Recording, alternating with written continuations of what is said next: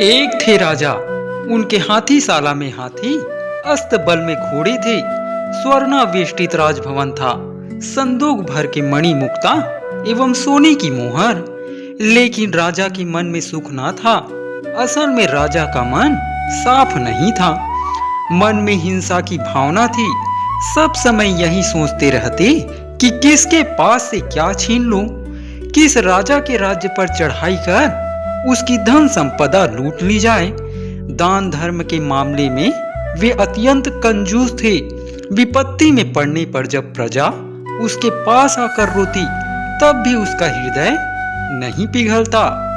और राजा मिजाज से चिड़चिड़े थे। कारण यह कि उनको रात में जरा भी नींद नहीं आती थी। सारी रात आंखें खोलकर आसमान के तारे गिनते, उसके बाद भोर में उस संख्या को कागज में लिख लेते। इसी प्रकार जो तारे उन्होंने गिने थे उसका कोई हिसाब नहीं था। राज्य के पंडित डर डर के जी रहे थे। कारण राजा ने उन्हें कह दिया था कि जब वे स्वस्थ हो जाएंगे, जब वे फिर रात में सो सकेंगे, तब पंडितों का काम होगा।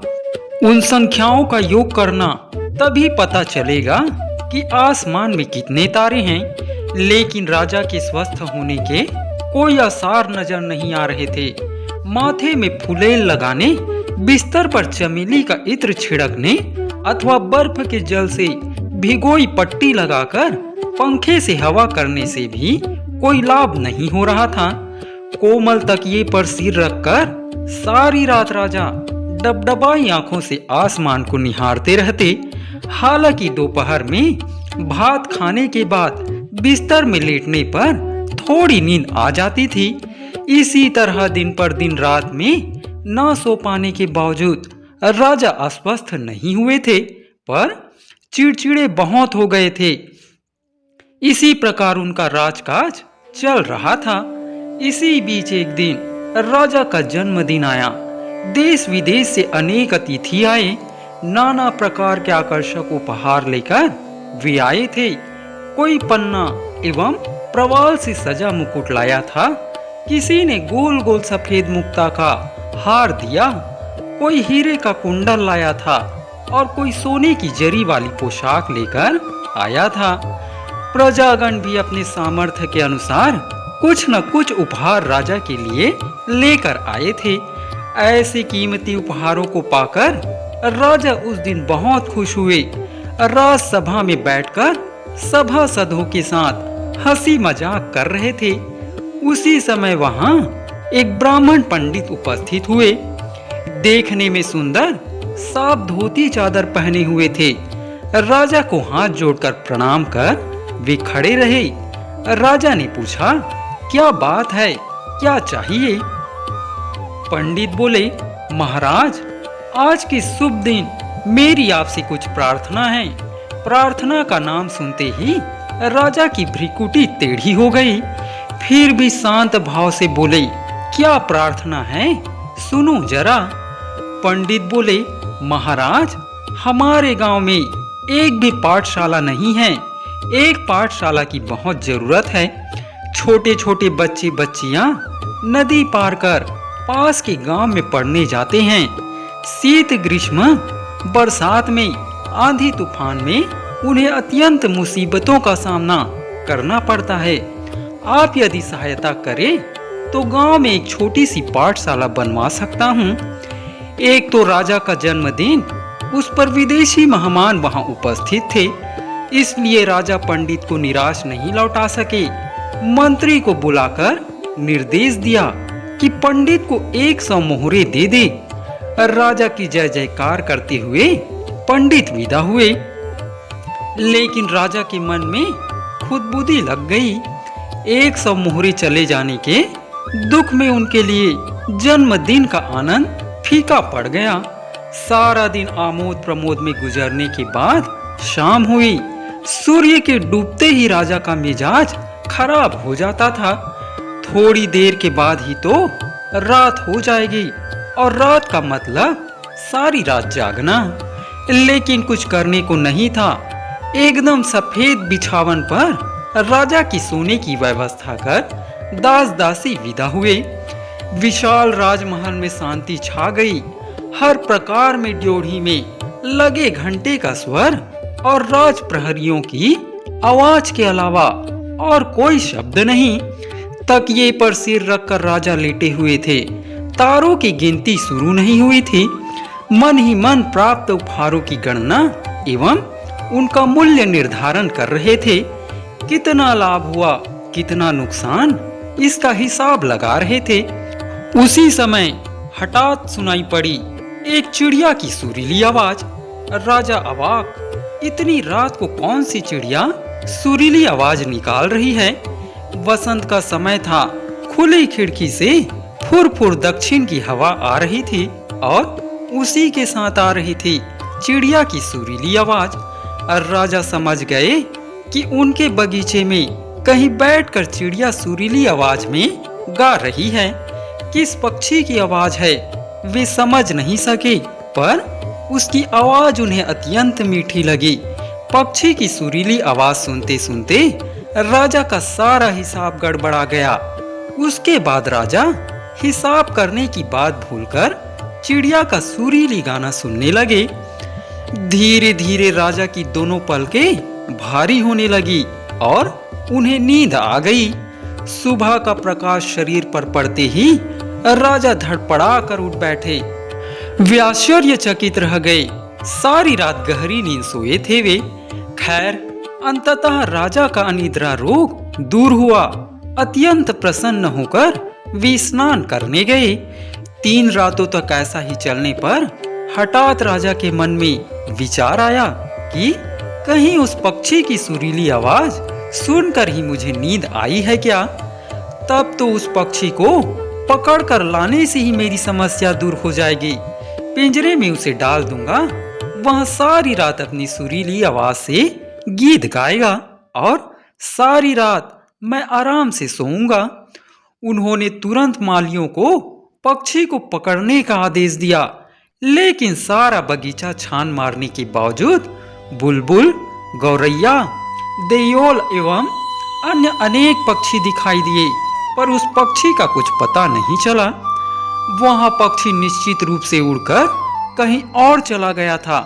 उसे अब पकड़ा नहीं जा सकेगा। यह सोचकर राजा हताश हो गए। कुछ दिनों के बाद राजा को गीत सुनाने के लिए वहां पक्षी फिर से आया। उस दिन राजा का मन बहुत दुखी था। उस वर्ष राज्य में सूखा पड़ा था। फसल की उपज नहीं हुई थी। इसलिए किसान लोग राजसभा में विनती करने आए थे कि राजा इस साल का लगान माफ कर दे, वरना भूखमरी की नौबत आ जाएगी। सुनकर राजा गुस्से से लाल हो गए। इससे पहले कि राजा उन्हें गर्दन से धक्का देकर बाहर निकाल देते, मंत्री ने राजा के कान में कहा कि इन किसानों में डर की भावना नहीं है, इन्हें प्राण जाने का भय नहीं। आप इन्हें भगा देंगे तो ये पड़ोसी राजा के साथ मिलकर आपके विरुद्ध षड्यंत्र करेंगे। उसके बाद यदि पड़ोसी राजा हमारे राज्य पर आक्रमण कर दे तो हमारा बहुत धन बर्बाद होगा। इससे बेहतर है कि इनका इस साल का लगान आप माफ कर दें। आंखें तरेर कर राजा ने मंत्री को देखा, परंतु उसकी बातों को उड़ा देने का साहस नहीं जुटा सके, कारण मंत्री बूढ़ा एवं अत्यंत अनुभवी था। किसी तरह अपने गुस्से को काबू में रखकर राजा ने आदेश दिया कि इस साल का लगान माफ किया जाता है। किसान राजा की जय जयकार कर वापस लौट गए। उस दिन रात में राजा अपने बिस्तर पर लेटे लेटे हिसाब लगा रहे थे कि किसानों का लगान माफ करने पर उन्हें कितने रुपये का नुकसान हुआ है। ठीक तभी उन्हें उस पक्षी का मीठा गीत सुनाई दिया। हड़बड़ा कर राजा खिड़की की ओर दौड़े। अंधकार में आंखें फाड़ फाड़ कर चारों ओर देखा एवं यह समझने की कोशिश की कि चिड़िया किस पेड़ पर बैठकर गा रही है, लेकिन उन्हें कुछ समझ में नहीं आया। निराश होकर राजा बिस्तर पर लेटकर चिड़िया का मधुर गान सुनने लगे। सुनते सुनते राजा को नींद आ गई। एक ही नींद में रात कट गई। राजा को अब यह बात अच्छी तरह समझ में आ गई थी कि उस चिड़िया के गान से ही उन्हें नींद आती है, लेकिन उस पक्षी को पकड़ने का कोई उपाय वे नहीं कर पा रहे थे। उनके जैसा एक पराक्रमी राजा एक छोटे से पक्षी को काबू में नहीं कर पा रहा था। यह सोचकर उनका मन भारी हो गया। दिन बीतने लगे, राजा को राजकाज में मन नहीं लग रहा था। सब समय सिर्फ उस चिड़िया की बात सोचते रहते। इसी बीच खबर आई कि राज्य के उत्तरी क्षेत्र के कुछ गांवों में महामारी फैल गई है। बड़ी संख्या में लोग अस्वस्थ हो गए हैं। खबर सुनकर राजवैद्य का मन छटपट करने लगा। उनकी बड़ी इच्छा थी कि और कुछ चिकित्सकों को लेकर स्वयं वहां जाएंगे और लोगों की चिकित्सा करेंगे, किंतु उसके लिए तो राजा की अनुमति चाहिए। उस दिन वृद्ध राजवैद्य ने राजसभा में हाथ जोड़कर कहा, महाराज, उत्तर क्षेत्र के गांव में अच्छे चिकित्सकों की जरूरत है। आप यदि अनुमति दे तो मैं और कुछ चिकित्सकों को लेकर वहां जा सकता हूं। ठीक है, जाइए, राजा ने अन्य मनस्क होकर कहा। कुछ साहस करके राजवैद्य ने कहा, गरीबों की दवा, पथ्य आदि के लिए कुछ व्यवस्था तो करनी होगी। 500 स्वर्ण मुद्राएं मिल जाती तो अच्छा होता। अन्य मनस्कता की अवस्था में राजा ने झोंक में कह दिया, ठीक है, ले जाइए। लेकिन तुरंत वे चौंक पड़े कि हाय, क्या कह दिया। परंतु भरी राज्यसभा में सबके सामने बताने के बाद बात को वापस लेना उनके लिए संभव नहीं हुआ। 500 स्वर्ण मुद्राएं लेकर राजवैद्य रवाना हुए। उसके बाद राजा का मन मिजाज एकदम बिगड़ गया। राजकाज बीच में ही छोड़कर वे अपने कमरे में आ गए। सारा दिन गुस्से में रहे। बात बेबात दास दासियों को राजा के गुस्से का भाजन बनना पड़ा। रात में अपने बिस्तर पर लेटकर राजा ने निश्चय किया कि उस चिड़िया के बारे में वे अब नहीं सोचेंगे। पक्षी के बारे में सोचने के कारण ही आज उनका इतना नुकसान हुआ। ठीक उसी समय पक्षी के गाने की आवाज आई और अधिक चिंता भावना करने का अवसर ही नहीं मिला राजा को। धीरे धीरे उन्हें नींद आ गई। दूसरे दिन सुबह उठकर राजा ने अपने मंत्री को बता दिया कि वे आज राज्यसभा में नहीं जाएंगे। उसके बाद दरवाजा बंद कर चिंता करने बैठे। वे सोचने लगे, यह चिड़िया क्यों आती है, कब आती है। उनके मस्तिष्क में एक संदेश ने जन्म लिया। सारा दिन सोचने के उपरांत उन्होंने निश्चय किया कि परीक्षा करके वे देखेंगे। राजा राजसभा में बैठे हुए थे। मंत्री, सेनापति सब उपस्थित थे। कुछ सिपाहियों ने एक चोर को राजा के सामने उपस्थित किया। चोर एक व्यापारी के घर में सेंध काट कर घुसा था। रंगे हाथों पकड़ा गया। व्यापारी का इल्जाम खत्म होने पर राजा ने चोर से पूछा, तुम्हें कुछ कहना है। चोर के वस्त्र जगह जगह से फटे हुए थे। शरीर हड्डी का ढांचा मात्र था। उसने हाथ जोड़कर कहा, महाराज, मैं पेशे से कुम्हार हूँ। गत वर्ष बाढ़ में मेरा घर चाक सब बह गया था। इतने पैसे नहीं थे कि कोई नया काम कर सकूं, इसलिए पेट की खातिर चोरी करने गया था। और राजा मौन रहकर कुछ सोचते रहे, फिर बोले, ठीक है, मैं तुम्हें 50 स्वर्ण मुद्राएं दे रहा हूँ। तुम घर बनाओ, नई चाक खरीदो।